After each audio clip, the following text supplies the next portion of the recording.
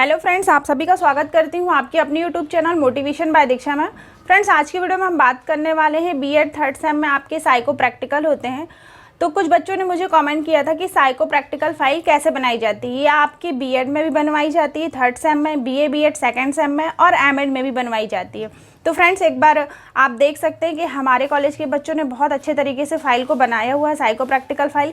ये जो फाइल है नेहा की फाइल है और ये फाइल है प्रियंका की। तो एक एक करके मैं आप लोगों के साथ इन बच्चों की फाइल दिखाती हूँ कि किस तरीके से बच्चों ने साइको प्रैक्टिकल फाइल बनाई हुई है।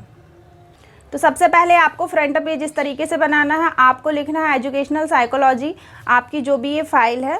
फिर आपको इस तरीके से फ्रंट पेज बनाना होगा और इसमें लिखना होगा कि आपके कॉलेज का नाम। फिर आपको ये लिखा हुआ है जैसे बीएड थर्ड सेमेस्टर और फिर साइकोलॉजी फाइल, आपको जो भी टीचर्स ने पढ़ाया उनका नाम और फिर आप अपना नाम लिखिएगा इस तरीके से। फिर हमारा जो सेकंड पेज रहेगा वो रहेगा आपका इंडेक्स का। तो इंडेक्स में आप देख सकते हैं कि आपने प्रैक्टिकल कौन कौन से किए हैं। सबसे पहला जो प्रैक्टिकल रहेगा आपका व्यक्तित्व परीक्षण का। दूसरा प्रैक्टिकल टेस्ट रहेगा आपका आशावादी निराशावादी वृत्ति मापनी। तीसरा प्रैक्टिकल रहेगा आपका महाविद्यालय के छात्रों के लिए समायोजन की सूची।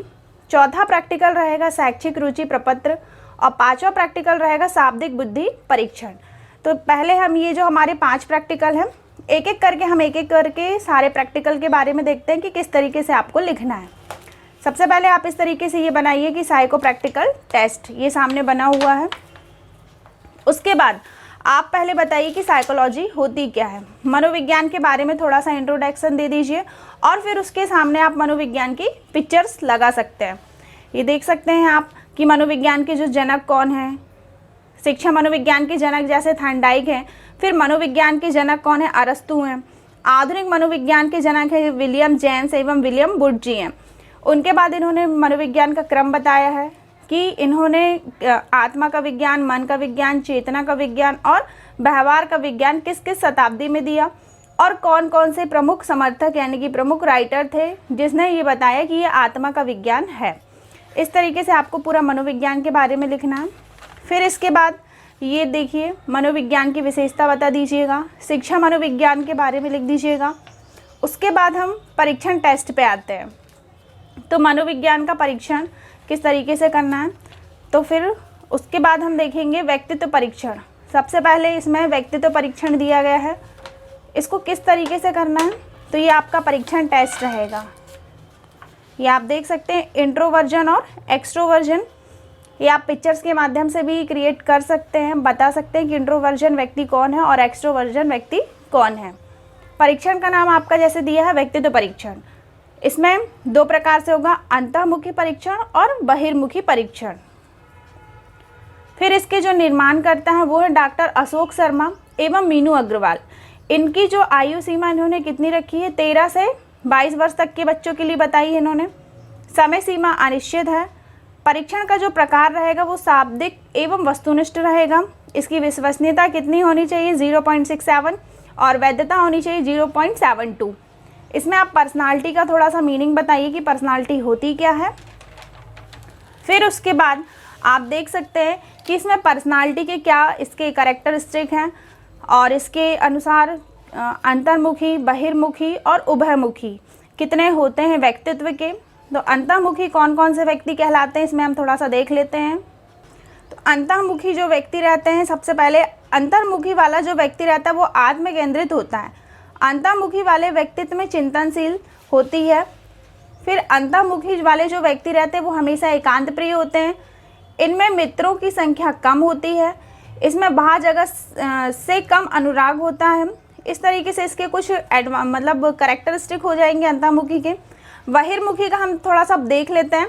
तो बहिर्मुखी वाले जो व्यक्ति होते हैं उनकी रुचि बाहर जगत से होती है, क्योंकि नाम से ही समझ में आ रहा है कि बहिर्मुखी जो बाहरी लोग जिसे देख सकते हैं। इसमें नेतृत्व करने की क्षमता पाई जाती है। ये अधिक साहसी होते हैं। ये व्यवहार कुशल होते हैं। इनमें निर्णय लेने की कैपेसिटी भी अधिक होती है। स्पष्ट होते हैं। परेशानियों से कभी घबराते नहीं हैं। आक्रामक होते हैं। आशावादी की परिस्थिति के अनुकूल ढलने वाले होते हैं। तो ये हो गए बहिर्मुखी की विशेषता। उसके बाद हम देखेंगे उभयमुखी। तो उभयमुखी वाले व्यक्ति कैसे होते हैं, इसको हम थोड़ा सा पढ़ते हैं कि उभयमुखी वाले जो व्यक्ति रहते हैं तो व्यक्तियों को बहुत बड़े वर्ग को अध्ययन करने पर यह पाया गया कि अधिकांशतः व्यक्ति जो रहते हैं वो व्यवहार मिश्रित प्रकार के होते हैं, मतलब उसमें अंतर्मुखी और बहिर्मुखी दोनों गुण पाए जाते हैं, इसलिए इसे हम व्यक्ति को क्या कहते हैं, उभयमुखी व्यक्ति कहते हैं। इसके बाद हमें आवश्यक सामग्री हमारी क्या क्या हो जाएगी, प्रश्न पुस्तिका, मैनुअल हो जाएगा, रबड़, पेन, पेंसिल, इनका यूज़ करना है हमको। अब हमने इसका प्रयोजन परिचय पढ़ते हैं। जैसे किसी व्यक्ति का हम टेस्ट निकालते हैं, तो इसमें इन्होंने निकाला जैसे सुरभि नंदा का, इसके बारे में पूरी डेट ऑफ बर्थ, कब हुआ, स्त्रीलिंग है कि पुल्लिंग, इसकी आयु कितनी है, इसको लिख लीजिएगा। शैक्षिक योग्यता कितनी है, स्नातक है या 10th 12th जो भी पास है वो लिख लीजिएगा। फिर परीक्षण की विधि, इसमें हम देखेंगे व्यक्तित्व परीक्षण कर रहे हैं। अब इसमें कुछ निर्देश दिए गए हैं, तो इसमें हम देखते हैं जो प्रयोजन को परीक्षण में 60 कथन दिए हैं, उसमें यह देखना है कि 3 विकल्प हैं, हाँ, अनिश्चित और नहीं। इसके रूल्स को थोड़ा सा देखते हैं हम कि प्रयोजक में बताया गया है कि आप जिस कथन से सहमत हैं तो उसके सामने कैसा निशान लगाएंगे, राइट का। फिर उसके बाद लिखा है निशान राइट का लगा लेंगे। यदि आपको लग रहा है कि अनिश्चित खाने वाले खाने में सही का निशान लगाएं, यदि असहमत हैं तो नहीं वाले खाने में सही का निशान लगाएं। इसमें 3 है, हाँ, अनिश्चित और नहीं।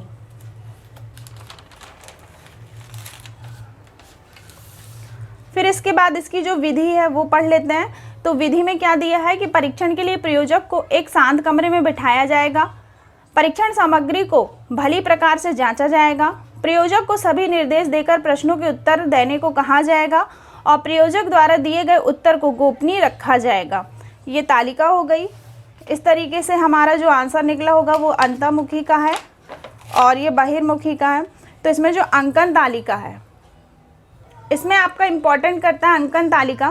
तो आप जैसे देख सकते हैं कि अंतर्मुखी में यदि हाँ पे टिक लगा रहा है बच्चा तो उस पर 0 अंक, अनिश्चित है, अनिश्चित पे टिक लगा रहा है तो 1 नंबर और नहीं पे टिक लगा रहा है तो 2 नंबर।